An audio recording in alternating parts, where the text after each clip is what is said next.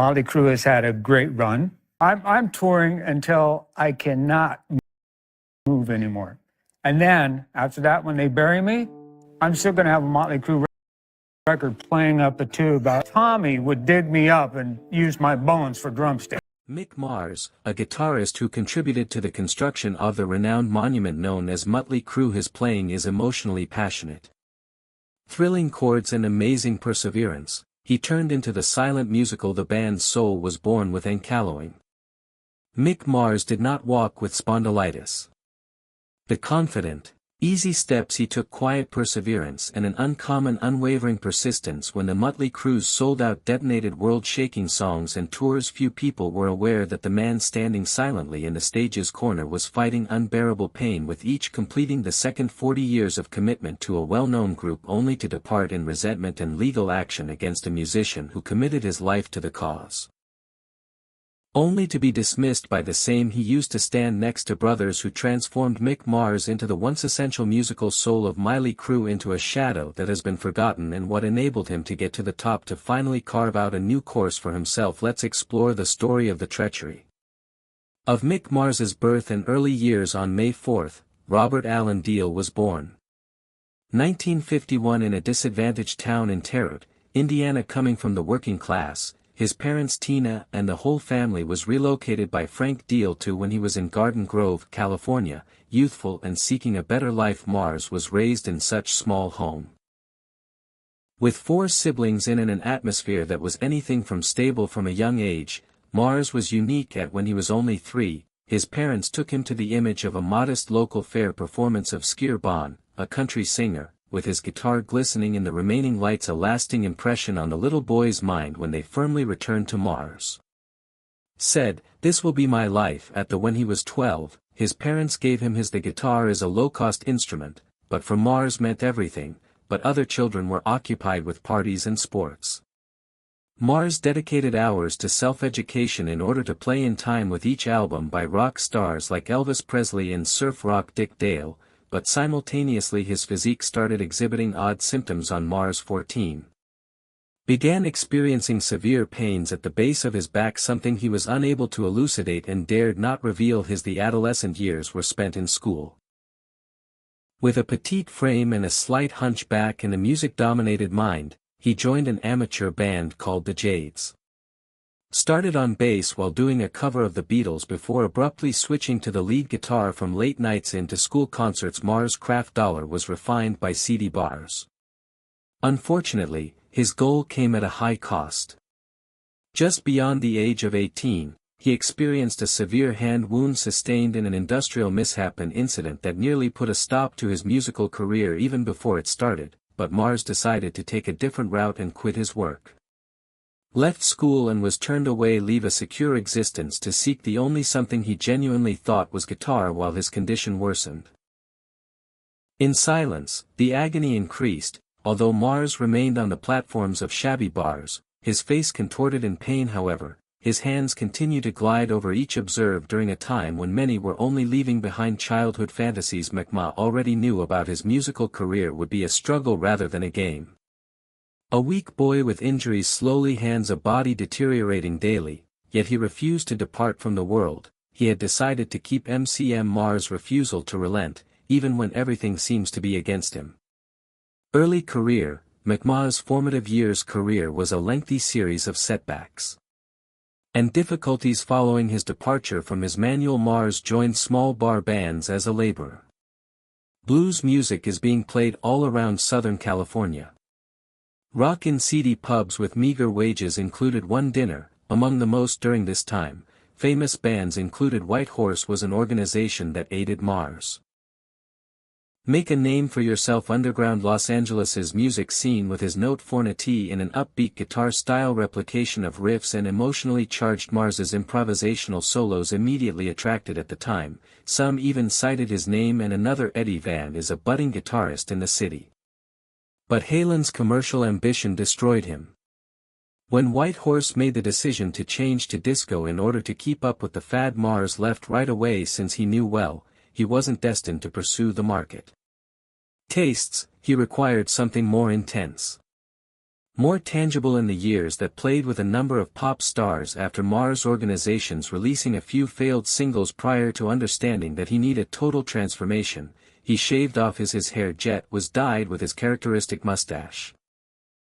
Became black and changed into a more forceful and frigid figure. Most crucially, he formally modified his name change from Mick Mars to Robert Allen Deal, signifying the complete renewal of both his tunes and his identity. Mars published an advertisement in April 1980. Loud Rude, in the Recycler newspaper there is an aggressive guitarist available.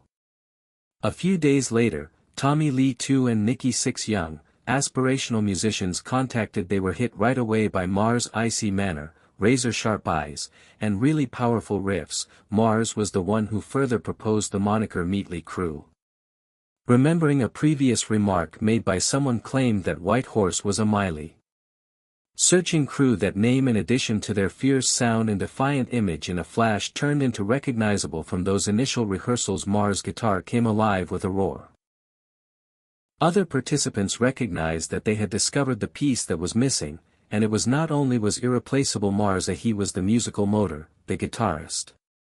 Anchor that kept a band together that was going to blow up in ways that even they was unable to foresee. A man in his limping in their early 30s due of spinal pain, surrounded by 320-somes that are ravenous for glory, would he not be able to not only to stay up, but to guide them to the greatest achievement? With Mötley Crüe's career took underway virtually quickly after their establishment in 1981, during a period when bands playing heavy metal were swarming to the Sunset Strip. Miley team was notable for its radical image, raw voice, and defiant mindset, but few bring up the actually, it was the deep cold of Mick Mars' guitar tone that provided the group with a lot of its weight on music during those early years, as well as their first album Quick for Love, first self-released in 1981, bore Mars' powerfully imprint, basic yet catchy riffs, hooks that supported the band's outrageous. However, this album's style is instinctive.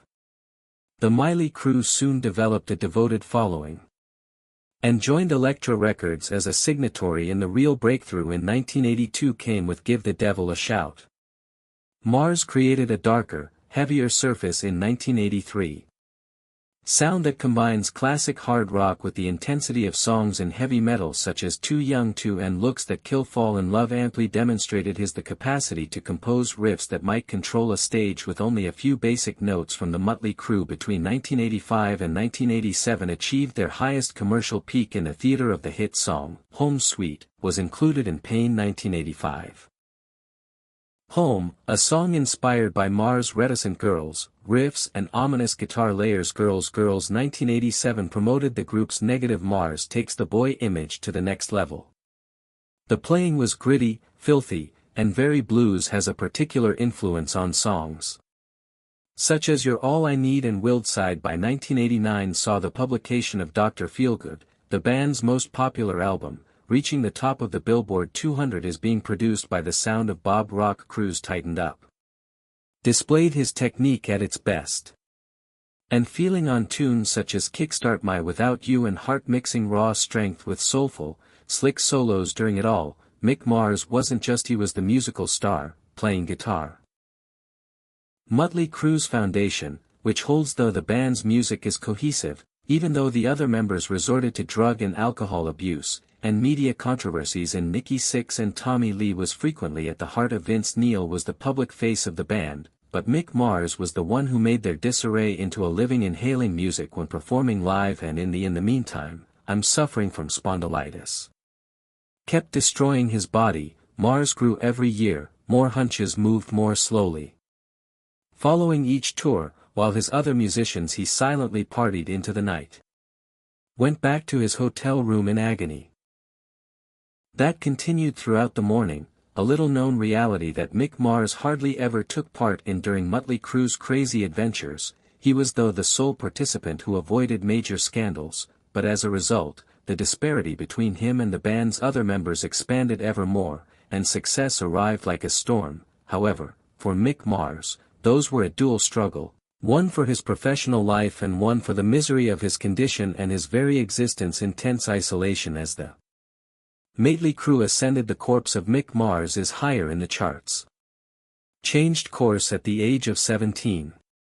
was identified as having ankylosing, a persistent kind of arthritis that slowly joins the spine that started with dull backaches followed by restless nights, mornings when just getting out of bed required he had the illness in every way, not just limited his mobility, but gradually Mars hunched as a result of his physique being distorted over and decreased by around 7 centimeters from his initial height, but Mars remained silent on the agony of performing when the lights he stood there with his head lowered, holding his guitar tightly as though it were a spine substitute for the body that was silently disintegrating. Each tour was a long, back-to-back flights in a true war depicts several hours spent on a tour bus by each was a man's nightmare whose back was breaking apart vertebra by vertebra, although Mars hardly seldom grumbled. Instead, he experienced in quiet, concealing the agony behind a hardened outside. In contrast to his bandmates who drowning in drugs and alcohol, and Mars led a calm life with countless parties. Was not in close proximity to Vince Neil. Grew close to Tommy Lee, with whom he shared little. With Nikki Sixx for more than just the music. Mick Mars was more than 20 years old. Primarily a single person in the very band he assisted in creating. In the Dirt, Mars' autobiography acknowledged that he had experienced a deep depression at one point. He drank a lot to make the agony go away, eventually developing an opioid dependence medications. One night, in particular, when desperate and intoxicated, Mars entered the ocean's intention to terminate everything, just to wake up chilly and drenched, wondering if he was still alive or had passed away.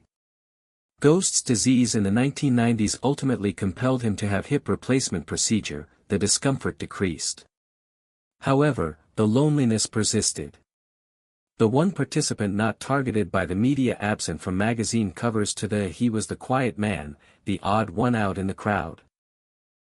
The Mötley Crüe shadow, despite the fact that his guitar was what really kept the band's soul alive in a protracted war over 40 years of battling illness, battling loneliness, and trying to be heard without ever giving up. The legal struggle and betrayal in 2022 following over 40 years of fighting with his group and against Mick. Mars suffered a terrible sickness and produced a challenging choice to leave traveling since his health was unable to longer put up with it, but he made it apparent that he refused to leave the band, and he was prepared to capture a performance at a fixed events and take part in any activities that didn't involve a lot of travel. 24 hours later, the Mötley Crüe informed the media that Mars had retired, and John 5 would take his position. No dialogue, no compromise, just a cold announcement, which McMahon realized he had been forced out, and this time he made the decision to Mars will not remain silent until early 2023. Filed a lawsuit in Los Angeles against the band. He charged the Los Angeles Superior Court of former bandmates Vince Neil, Nikki Sixx, and Tommy Lee of plotting his ouster from his commercial interests, compelling him to sell his 25% share in the organization in charge of the Mötley Crüe brand at a discount. Mars also requested complete access to the group's financial documents that he claimed to have been purposefully kept under wraps for years. The lawsuit's disclosures were Nikki Sixx was accused by Explosive Mars of not actually doing live bass during the tour where all of the bass recordings are already recorded. Additionally, he asserted that many of Vince Tommy Lee's drums and Neil's voice depended on supporting evidence. According to Marsh, that Sixx misused his power was minimized Mars' capabilities and led the attempt to deem him incapable of doing it wasn't necessary to accept his stake. Simply regarding financial betrayal, Mars suffered humiliation as a result of being made fun of. For his age and state of health, even in his personal interactions, that he used to refer to it as his musical family had evolved into the force attempting to eradicate the band, retaliated for his very existence. Asserting that prior agreements any participant who stopped touring forfeited their portion of the tour earnings and associated operations, that they claimed that Mars was no longer eligible to stay. But for Mars, it was more than the money, it was about honor. Regarding the right to be acknowledged for a legacy, having given up his health and his life to construct following months of legal fights, a partial triumph leaning in the court instructed Mötley to act in Mars' favor. Crüe will cover his legal bills for the delay. The documents release and confirmation his entitlement to enter the business of the band records up to 2022, although the legal battle has not yet to sum up. McMahon made one item Evident that he won't remain silent and take away what he deserves, even if despite being abandoned, he remains by himself.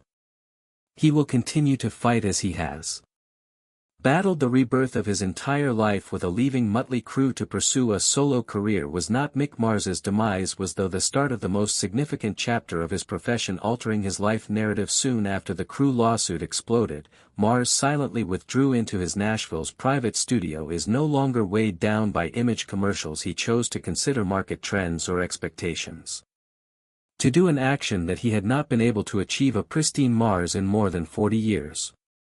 Unadulterated and unfiltered solo album The Other Side of Mars, an album, was February 23 was the official release date.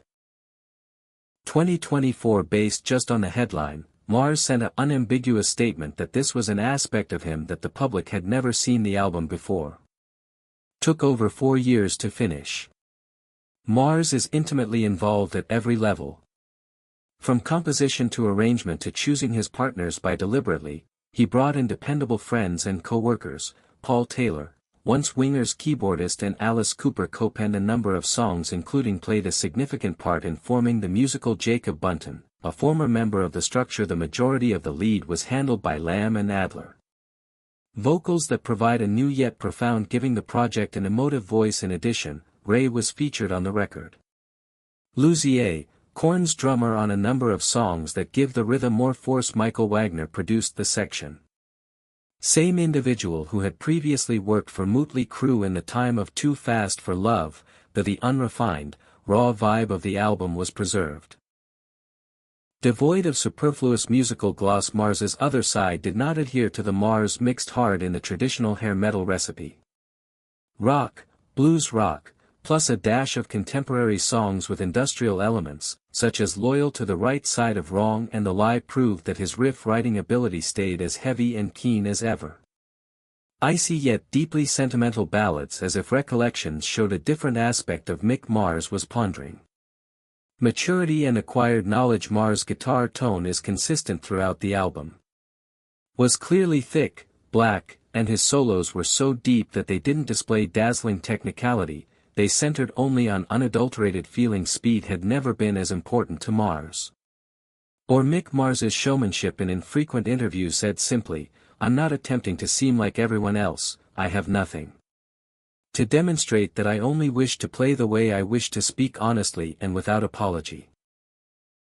The album was well praised by many. Rock critics have referred to it as one of the most genuine pieces created by an experienced artist. Has been released alongside the other Mars side. Mick Mars accomplished what he had not been capable of doing so in all his years spent with Mötley Crüe, sharing his personal tale, completely dictating his music, and he was no longer compelled to conceal his fate. In Nobody's Shadow is carrying the Mick Mars at last. In Suffering in Silent entered the sunshine. Completely on his Mick Mars life on his own terms. The music was always louder off stage. He performed it. It was really intricate and comprised of voids that weren't readily repaired.